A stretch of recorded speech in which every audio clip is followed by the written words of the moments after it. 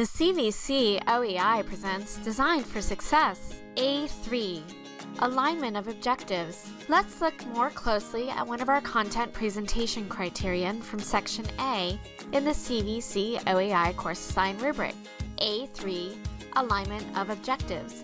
We'll see why this is important and how to determine if your objectives are in alignment. Having A3 aligned means that your content is clearly aligned with and sufficient to meet the learning unit objectives. How does this contribute to a successful online course?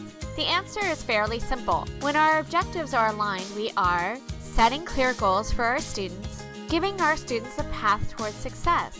When we are explicit and clear about what we expect, students will know what they need to do in order to meet the objectives. Aligned objectives are like directions. They tell students how to get from point A to B instead of taking them on a convoluted route, like from A to Q to F to B. So how does this work? First, let's think a bit more about content. Traditionally, we think of content as subject matter text like lectures or videos. However, content in an online class goes beyond just the materials and resources you're providing your students. Content can also mean the additional parts of your unit that students are interacting with, such as your formative and summative assessments. Think quizzes, discussions, assignments, projects. Now, let's look at learning objectives. These are simply descriptions of what your students are doing in the class that relate to your unit, topic, or theme. These describe tangible ways to see how your students are able to perform on a task that relates to a subject matter in your unit.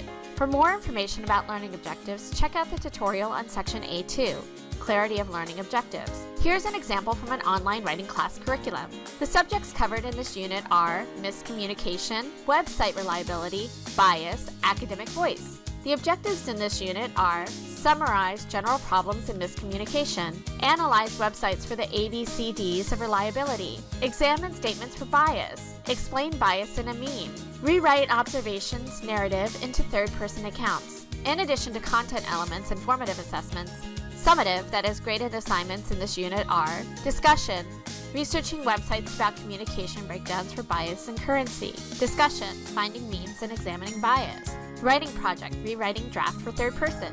Do our objectives align? That is, are we telling our students up front what they will be doing? Let's check this out by going to our assessments for this unit. In the first discussion, students are summarizing miscommunication and working with website reliability. So, we have our topics of miscommunication and website reliability covered. In the second discussion, students are looking for bias and doing web research. Topic number 3, bias is covered. In the writing assignment, students are reworking a draft to write in third person. Topic number 4, covered. In short, our objectives in this unit clearly lay out what they say they will be doing. So how can you do this in your own course? It's actually pretty simple. Make a list of your unit objectives and then another list of your learning activities. If the objectives match your assessments, you're good to go. If not, you'll need to either rework your objectives to align with your assessments or think more clearly about how your assessments can be better utilized. Let's do this with an example from a fictional political science course to see how this works. In the unit, there are 3 learning objectives. Analyze the system of checks and balances among the 3 branches of government. Discuss the role of the executive branch. Examine the relationship between the legislative and executive branches. Our course content consists of the following: textbook reading, PowerPoint lecture, video materials, multiple choice quiz.